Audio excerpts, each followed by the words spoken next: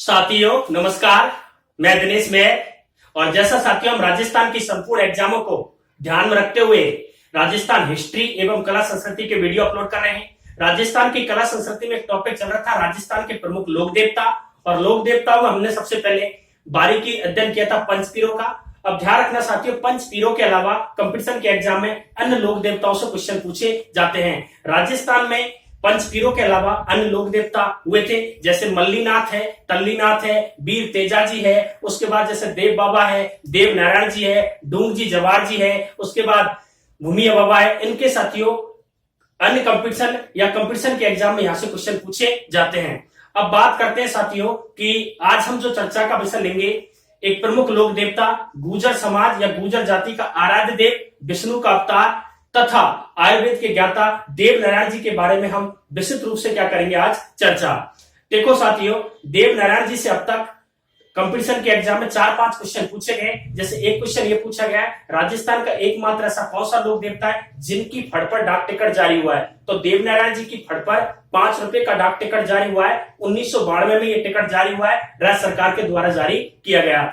उसके बाद साथियों एक क्वेश्चन ये पूछा गया है कि वीर देव नारायण जी का जो मुख्य मंदिर है वो आसीन गांव भीलवाड़ा में बढ़ता है, तो बताओ यह मेला किस तिथि को बढ़ता है? तो ध्यान रखना साथियों, भाद्रपद शुक्ल सप्तमी को यह मेला बढ़ता है। उसके बाद एक क्वेश्चन ये पूछा गया है कि देव नारायण जी की फड़ का वाचन करते समय कौन से वाद्य यंत्र का उपयोग गुर्जर भोपों के द्वारा किया जाता है? तो ध्यान रखना, जंतर वाद्य यंत्र का प्रयोग किया जाता है। इसमें सामान्यतः 5 से 6 तार होते हैं। इस प्रकार से साथियों 3-4 क्वेश्चन पूछे गए हैं। अब आज हम साथियों जो चर्चा करेंगे वो देव नारायण जी की विस्तार रूप से चर्चा करेंगे, क्योंकि साथियों यहाँ से कंपटीशन के एग्जाम में क्वेश्चन आने के पूरे चांस रहते हैं। अब साथियों हम बात करते हैं देव नारायण जी की। तो देव नारायण जी का आपका पता है राजस्थान में ही मंदिर नहीं बने हुए, मध्य प्रदेश में, उत्तर प्रदेश में, राजस्थान में इनके मंदिर बने हुए हैं। हालांकि हिमाचल प्रदेश में भी इनके मंदिर देखने को मिलते हैं।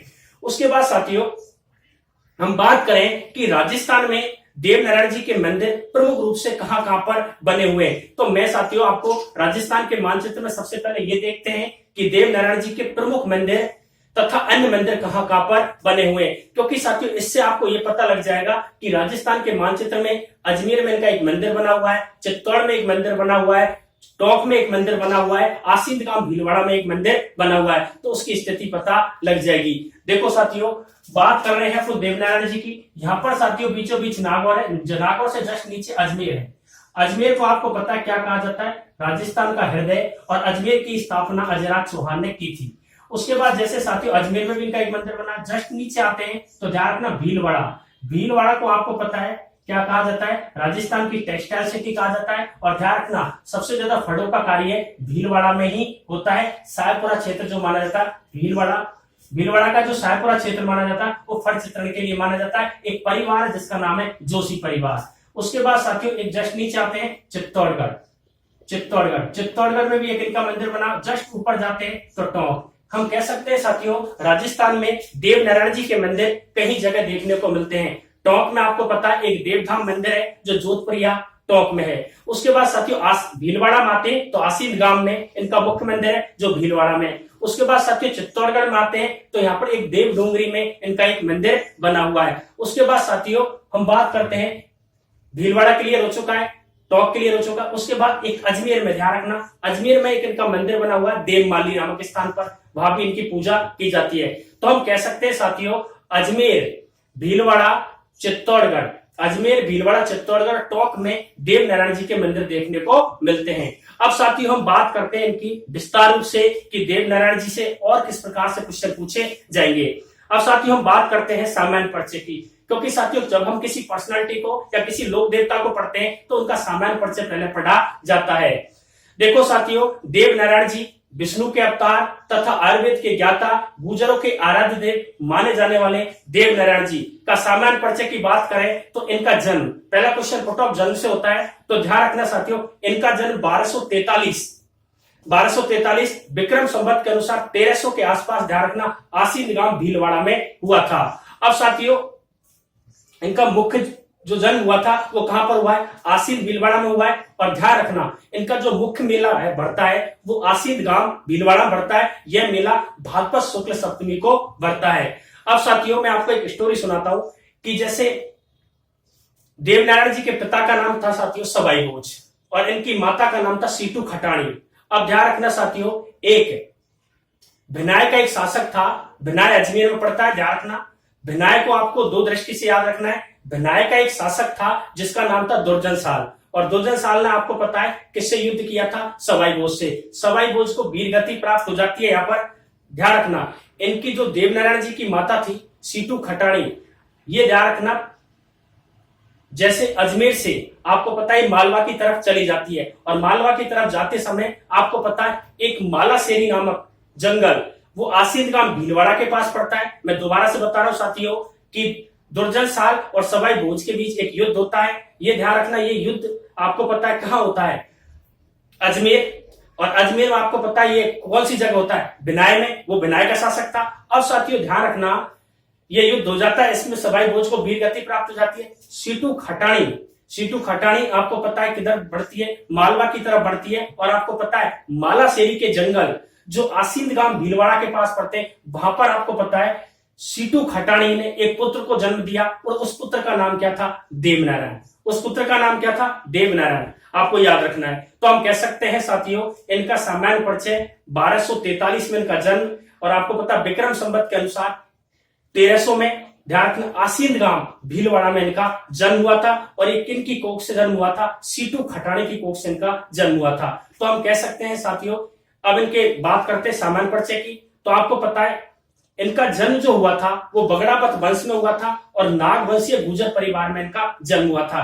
इनके पिता का नाम सवाई भोज था और माता का नाम सीटू खटाणी था, तथा इनके दादा का नाम बाघ सिंह था और इनका वास्तविक नाम उदय सिंह था। बात चल रही देवनारायण जी की। देवनारायण जी का वास्तविक नाम उदय सिंह था, इनके पिता का नाम सवाई भोज था, माता का नाम सीटू खटाणी था। अब साथियों ध्यान रखना, एक क्वेश्चन पुटअप होता है कि देवनारायण जी की माता का नाम क्या था? तो सीटू खटाणी। उसके बाद इनकी पत्नी का नाम क्या था? तो ध्यान रखना, इनकी पत्नी का नाम पेमलदे था, सॉरी पीपलदे, पेमलदे नहीं था, पीपलदे था। इनकी पत्नी का नाम क्या था? पीपलदे। और ध्यान रखना, ये धार का एक राजा था, उसका नाम था जयसिंह। तो जयसिंह की पुत्री थी कौन? पीपलदे। और पीपलदे की शादी किससे हुई थी? देवनारायण जी से। यह आपको याद रखना है। उसके बाद साथियों इनके घोड़े का नाम क्या था? जैसे मियाजी के घोड़े का नाम किरण कावरा था, उसी प्रकार देवनारायण जी के घोड़े का नाम लीलागढ़ था। क्या था साथियों? लीलागढ़। ये आपको इंपॉर्टेंट क्वेश्चन है कि देवनारायण जी के घोड़े का नाम क्या था? लीलागढ़। उसके बाद साथियों हम आगे बढ़ते हैं, तो देवनारायण जी के उपनामों से क्वेश्चन पूछा जाता है। इन्हें ध्यान रखना, गुर्जर समाज का आराध्य देव माना जाता है, विष्णु का उपासक माना जाता है, जनलोक क्रांति का जनक माना जाता है, आयुर्वेद का ज्ञाता माना जाता है, नारायण के नाम से जाना जाता है, सीटू का लालन के नाम से जाना जाता है, कई नाम जैसे उदल के नाम से जाना जाता है। तो इसके कई उपनाम हैं। उसके बाद ध्यान रखना साथियों, आगे हम बढ़ते हैं तो देवनारायण जी की फड़। आपको पता है देवनारायण जी की फड़ का जो वाचन करते हैं वो गुर्जर भोपे करते हैं, और आपको पता है जब वाचन करते समय ध्यान रखना जंतर वाद्य यंत्र का उपयोग करते हैं। तो एक क्वेश्चन पुटअप होता है कि देवनारायण जी की फड़ का वाचन कौन करते हैं? गुर्जर भोपे। किस वाद्य यंत्र का उपयोग करते हैं? जंतर का। ये क्लियर साथियों। उसके बाद साथियों एक यहाँ पर क्वेश्चन बनता है, राजस्थान में एकमात्र ऐसा कौन सा लोक देवता था जिनकी फड़ पर डाक चित्र जारी हुआ था, या डाक टिकट जारी हुआ था? तो ध्यान रखना, देवनारायण जी की फड़ पर डाक टिकट जारी हुआ था, ये 1992 में हुआ था। 5 रुपए का डाक टिकट जारी हुआ था। उसके बाद साथियों एक बात आती है कि जो देवनारायण जी की फड़ है वो सबसे लंबी फड़ है, सबसे अधिक चित्रित फड़ है, और ये देवनारायण जी फड़ मानी जाती है। क्वेश्चन आता है कि देवनारायण जी की फड़ सबसे बड़ी फड़ मानी जाती है, लेकिन ध्यान रखना साथियों सबसे जो लोकप्रिय फड़ है वो पाबूजी राठौड़ की मानी जाती है। सबसे लंबी, सबसे प्राचीन, सबसे अधिक चित्रण देवनारायण जी की फड़ में देखने को मिलते हैं। उसके बाद साथियों एक ध्यान रखना नोट करके कि देवनारायण जी की फड़ पर जो डाक टिकट जारी हुआ 1992 में हुआ, लेकिन ध्यान रखना देवनारायण जी पर भी एक आपको पता है डाक टिकट भारत सरकार या सूचना मंत्रालय के द्वारा किया गया 2010 में 5 रुपए का डाक टिकट जारी किया था। उसके बाद साथियों हम जब आगे बढ़ते हैं तो देवनारायण जी पर आपको पता एक फिल्म भी बनी थी। देवनारायण जी पर क्या बनी थी? एक फिल्म। और आपको पता उसमें देवनारायण का जो रोल निभाया था वो नाथू सिंह गुर्जर ने निभाया था। नाथू सिंह गुर्जर बीजेपी के नेता है, ये एमपी भी रहे और एमएलए भी रहे हैं, और आपको पता है ये मंत्रिमंडल में मंत्री भी रहे हैं। उसके बाद साथियों हम आगे बढ़ते हैं तो देवनारायण जी ने आपको पता है अनेक ग्रंथ लिखे थे। देव नारायण जी ने क्या लिखे थे? अनेक ग्रंथ। और उन ग्रंथों में सबसे पहले जैसे बगड़ावत लिखा था एक, तो उसके बाद एक लिखा था देव नारायण मारवाड़ खयात, उसके बाद एक लिखा था देसी बात बगड़ावतरी, उसके बाद देव नारायण जी पढ़। ये चार ग्रंथ लिखे थे। आगे हम जब विस्तार से और भी देखेंगे। उसके बाद साथियों, जब हम देव नारायण जी के सामान्य परिचय की बात हो रही है, इनका पिताजी का नाम क्लियर, इनकी माता, इनकी पत्नी, इनका वास्तविक नाम क्या था, इनके घोड़े का नाम क्या था, फट पर चित्रण किया जाता है, फट पर डाक टिकट जारी कब हुआ, वो आपको क्लियर होने चाहिए। उसके बाद ध्यान रखना साथियों, देव नारायण जी का जो मुख्य मंदिर है वो आसीन गांव भीलवाड़ा में है। आसीन गांव भीलवाड़ा में, यहाँ पर भाद्रपद शुक्ल सप्तमी को मेला लगता है। अब साथियों हम बात करें, आपको एक क्वेश्चन पुटअप होगा कि साहब देव नारायण जी का जो जन्म है वो कौन सी तिथि को हुआ? तो ध्यान रखना साथियों, माघ शुक्ल छठ को इनका जन्म आसीन गांव भीलवाड़ा में हुआ था। उसके बाद ध्यान रखना, एक इनका प्रमुख सहयोगी था माकड़ जी, और माकड़ जी का आपको पता है एक मेला लगता है, वो लगता है आश्विन शुक्ल नवमी को, और ये अजमेर की पहाड़ियों में लगता है। क्वेश्चन आता है कि देव नारायण जी का प्रमुख सहयोगी कौन था? माकड़ जी। कौन था? माकड़ जी। इनका प्रमुख मेला कहां लगता? अजमेर की नागपाड़ियों से। ध्यान रखना, अजमेर की नागपाड़ियों से लूनी नदी का उद्गम स्थल भी माना जाता है, और यह मेला लगता है आश्विन शुक्ल नवमी को लगता है। उसके बाद ध्यान रखना साथियों, इनका एक बड़ा भाई था मेहुदू माना गया था। और ध्यान रखना, ऐसा माना जाता है कि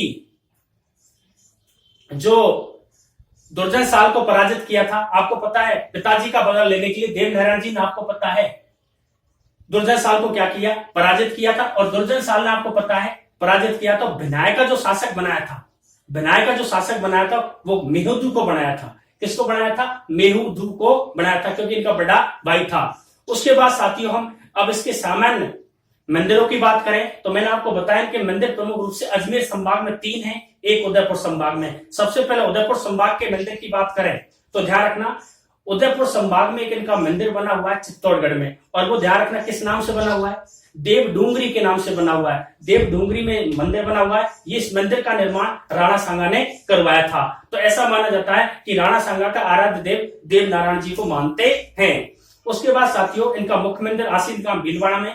उसके बाद एक मंदिर इनका बना हुआ देवधाम, जो देवधाम जोधपुर या टोंक में पड़ता है। यहाँ पर देव नारायण जी की वीर कथाओं का वर्णन या विस्तार रूप से इनका कथाओं का वर्णन देखने को मिलता है। उसके बाद साथियों ऐसा माना जाता है कि देव नारायण जी गांव के रक्षक भी माने जाते हैं, क्योंकि गांव की ये भी रक्षा करते थे। अब साथियों हम एक एक चीज देखते हैं, और ऐसा माना जाता है कि देव नारायण जी की जो प्रारंभिक शिक्षा, जो आपको पता है मध्य प्रदेश के देवास से मानी गई है। देवास में आपको पता नोट भी छपते हैं, राजस्थान के भिवाड़ी में नोटों की शाही भी बनती है, तो ये आपको ध्यान में रखना है। अब साथियों हम इसके विस्तार रूप से देखें तो इनका आप स्क्रीनशॉट भी ले सकते हो, मैंने आपको साथियों बता दिया।